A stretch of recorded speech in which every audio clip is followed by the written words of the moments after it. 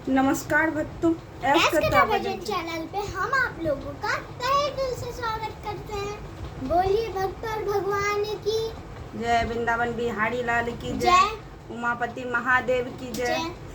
भक्तों, आज मैं आपको राम जी के द्वारा जो माता कैकेयी से वरदान मांगा गया था वो वाला कथा सुनाने जा रही हूँ। संत सभा में कभी भी माता कैकेयी का बुराई नहीं होता है।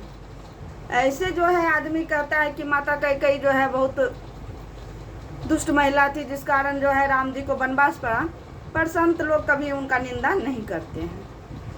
जो एक बार की बात है, जब राम जी 5-6 साल के थे तो उस समय जो है वो खेल रहे थे। माता कैकेयी जो है अपने रूम में जो है बाल बना रही थी अपनी। उस समय चूंकि उनकी दासी कहीं गई हुई थी तो उन्होंने जो दासी उनकी बाल बनाती थी वो वहाँ पे उपलब्ध नहीं थी। इस कारण वो जो है अपने से बाल खुद बना रही थी, क्योंकि उनको दूसरे से संतुष्टि नहीं होता था। उसके बाद जब वो बाल बना रही थी तो पीछे से राम जी आए और माता कैकेयी का आँख बंद कर दिए। पूछे, मैया बताओ मैं कौन बोल रहा हूँ। यदि तो ऐसे ही हमेशा लक्ष्मण ही करते थे, तो मैया कैकेयी को लगा कि ये तो अवश्य ही लक्ष्मण होंगे।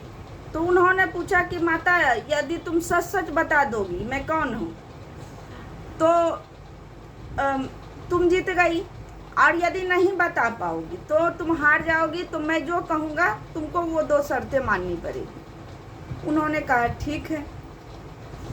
तो जैसा कि अभी इसने बताया तो माता कैकेयी को लगा कि लक्ष्मण ही है, तो उन्होंने कहा तुम लक्ष्मण हो। बस राम जी जो है उनके आँख से अपना हाथ हटा लिए। राम जी को देख के माता कैकेयी जो है आश्चर्यचकित हो गई।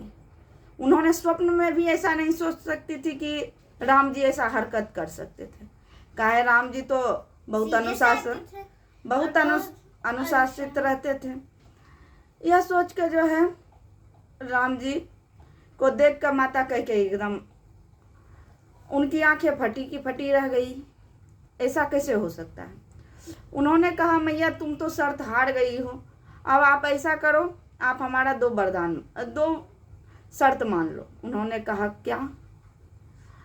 तो पहला शर्त, यहाँ पे अयोध्या की रीति के अनुसार राज्य गद्दी हमें ही मिलेगी, इसलिए पहला वरदान तुम मांग लेना कि भरत का राज्य गद्दी हो। राम तो माता कैकेयी बोली, ऐसा कैसे हो सकता है, जो अयोध्या का नियम है वही होगा।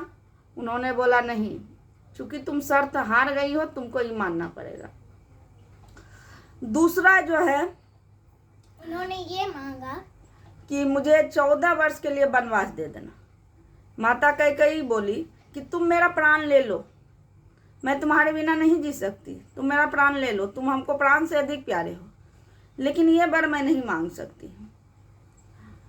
तो राम जी ने बोला, मैया शर्त तुम हार चुकी हो, मैया तुम ही ऐसा कर सकती हो, तुम बहुत वीर हो, तुम्हारे जैसा ऐसा कोई नहीं है।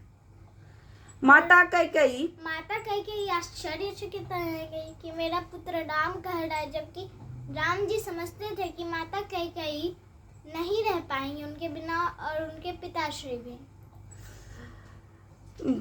माता कैकेयी जो है राम जी का एक बहुत बड़ी भक्त थी। ऐसी भक्ति सबसे नहीं हो सकती है। उनका भक्ति एक ऐसा असाध्य भक्ति था कि भगवान के लिए उन्होंने सब कुछ छोड़ दिया। पुत्र प्रेम, पति प्रेम, पति का जिंदगी भी खो चुकी, क्योंकि माता कैकेयी उसी समय जान गई थी कि राम जी के जाने के बाद जो तो महाराज तो रहेंगे नहीं। इसीलिए उन्होंने कहा कि ऐसा नहीं हो सकता, इससे अच्छा तुम मेरा प्राण ले लो। तो उन्होंने कहा नहीं, ऐसा नहीं हो सकता है, हम आपको जो है शर्त हार चुकी है, इसलिए आपको ऐसा शर्त मानना पड़ेगा। उनकी यह शर्त सुनकर अंत में माता कैकेयी ने राम जी की बात मानकर ये दोनों शर्तें स्वीकार कर ली। बोलिए भक्त वत्सला माता कैकेयी की जय, सियापति रामचंद्र की जय, वृंदावन बिहारी लाल की जय, उमापति महादेव की जय।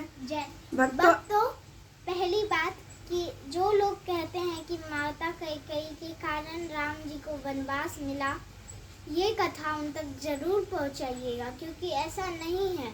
वो राम जी की माता थी और माता होने के साथ साथ एक भक्त भी थी, और भक्त और माता कभी भी नहीं चाहेंगी कि उनका पुत्र और उनका भगवान वनवास करे। इसीलिए जिन्हें भी ये गलतफहमी रह गई हैं कि माता कैकेयी बहुत दुष्ट औरत थी, उन्हें राम जी को उनके कारण वनवास मिला, तो ऐसा अब आप नहीं सोचिएगा। बोलिए सियापति रामचंद्र की जय, जय। उमापति महादेव की जय। जय। भक्तों, यदि यह कथा आपको पसंद आई हो तो तो प्लीज प्लीज इस वीडियो को लाइक, शेयर, सब्सक्राइब एवं कमेंट में राधे राधे जरूर लिखिएगा। धन्यवाद।